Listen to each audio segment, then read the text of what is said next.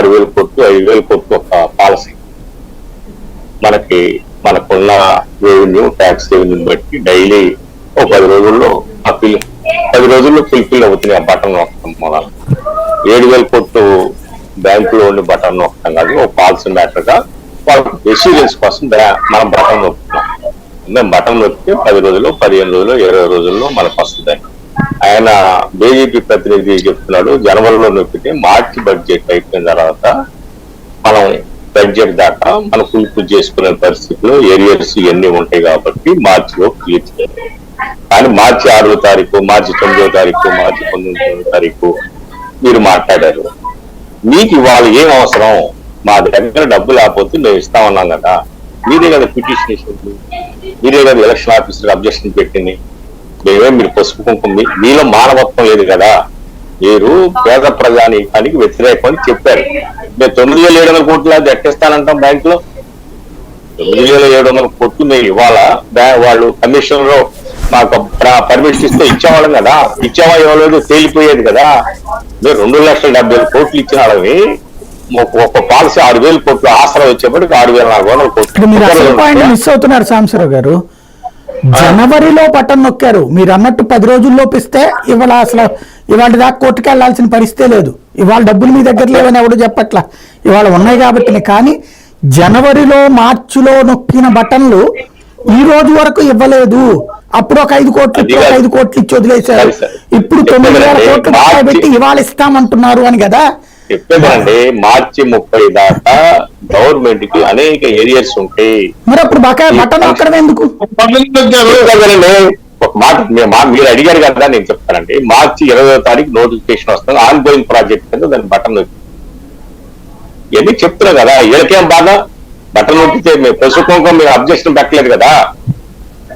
అదిగా sir, on going 5 సంవత్సరాల నుంచి బటన్ నొక్కుతున్నాం ఇస్తున్నాం కదా. ఆన్ గోయింగ్ ప్రాజెక్ట్ అబ్జెక్షన్ పెట్టారు వీళ్ళు. వీళ్ళకి పేద ప్రజలకు డబ్బులు అందకూడదనే భావమే కదా.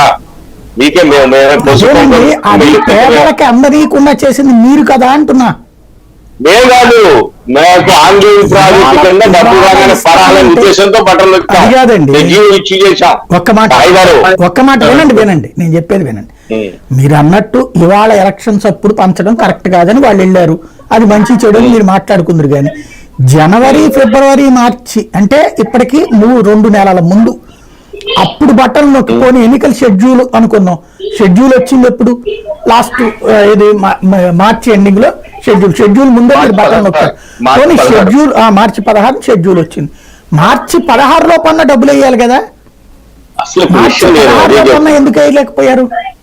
అది కాదు సార్, ఇప్పుడు మార్చి 16 అనేది కాదు సార్, మార్చి 30 దాకా ఫెసిలిటీ ఉండదు. మీకు ఒకటే చెప్తున్నా, ఆన్ గోయింగ్ ప్రాజెక్ట్ కోసమే మేము బటన్ నొక్కాం. మార్చి 30 దాకా గవర్నమెంట్ వీటికి ఫెసిలిటీ ఉండడానికి ఫెసిలిటీ ఉండదు ఎకానమీగా. అందుకనే ఆన్ గోయింగ్ ప్రాజెక్ట్స్ ఆపడానికి వీల్లేదనే మేము నొక్కాము. మేము డబ్బులు వచ్చిన తర్వాత ఇచ్చుకుంటా వస్తున్నాము. మేము పేద ప్రజలు వాళ్ళు పసుపు ఇస్తే మేము అబ్జెక్షన్ కూడా పెట్టలేదు, ఇచ్చుకోం. ఏముందా దీనికి ఇస్తారా? 5 సంవత్సరాలు నొక్కాం, ఈ సంవత్సరం నొక్కాలన్నా వీళ్ళు అబ్జెక్షన్ పెడతారని మేమేం నొక్కలేదు. మా షెడ్యూల్ ప్రకారం మేము నొక్కొస్తాం. షెడ్యూల్ ప్రకారం ఒక రోజు అటు ఇటు డబ్బులు ఇచ్చుకుంటా వస్తున్నాం. మార్చి నెలాఖరు దాకా ఉండదు ఫెసిలిటీ ఫైనాన్షియల్ గా. మార్చి 6వ తారీఖు 10 ఎక్కారా, మార్చి 13వ తారీఖు వాళ్ళకి ఎందుకు? వాళ్ళు అబ్జెక్షన్ పెట్టకపోతే లేదు కదా. ఎలక్షన్ కమిషన్ అబ్జెక్షన్ పెట్టాల, కోర్టు అబ్జెక్షన్ పెట్టాల. వీళ్ళు అబ్జెక్షన్ పెడితే వాళ్ళు అడిగారు మీరు ఎందుకు ఇచ్చారు, ఎందుకు చేశారు, ఏం చేశారు అని. అంతేగాని మార్చి 16వ తారీఖు నోటిఫికేషన్ ఇచ్చిన తర్వాత మా దగ్గర ఏముంటది? మా లెక్క ఏంటంటే మార్చి 6వ తారీఖు మార్చి 6వ తారీఖు 9వ